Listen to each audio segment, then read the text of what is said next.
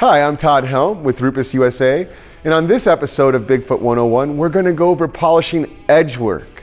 In previous episodes of Bigfoot 101, we have gone over how to prime your pads. What does good polishing technique look like? We've even gone over the test spot so you can dial in the right combination to do the majority of the vehicle. But what do we do when we take our Bigfoot random orbital polisher and we've got to go into small and tight areas? So what exactly is edge work? Edge work would be defined as the outside 2 inches of every panel.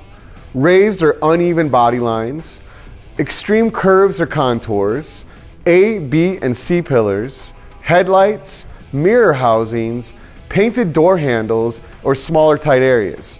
On some cars, this could comprise most of the vehicle, like the Fiat 500. When it comes to approaching edge work, we have 2 options in the Bigfoot random orbital system. We can use the polishing system we've used on the majority of the car and make some technique adjustments. In a previous episode of Bigfoot 101, we went over basic polishing technique and we identified these as variables. Sometimes just slight changes in these variables can be all that we need to make sure you get a good job on the entirety of the vehicle.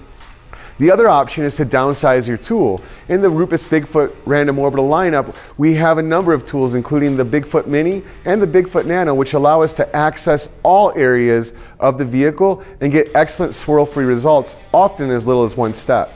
Many of the techniques that we've learned previously on Bigfoot 101 work well when doing edge work. We just got to start to think in a little bit smaller scale. So we're going to head out to the Academy and have Jason show us how it's done. This car has a number of different areas that are very appropriate for edge work procedures and tools.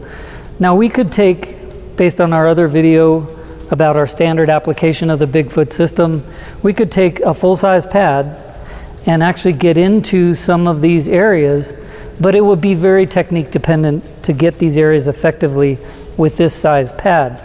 So the advantage of doing edge work with a downsized tool and a downsized pad diameter, for example, like this, our Rupes Bigfoot Mini, this we can get into these areas a lot more effectively and a lot more efficiently.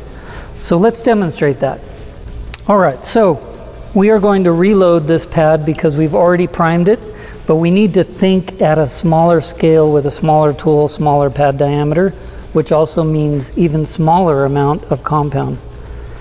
So for this tool, it's 2 very, very small pea-sized dots.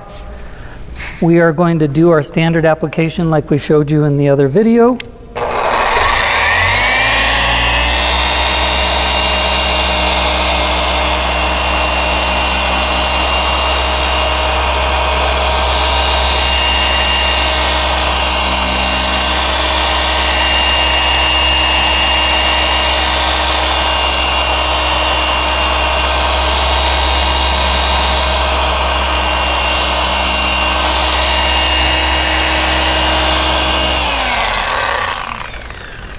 Now there you have it. We've applied the blue-blue combination, our DA coarse and our DA wool pad.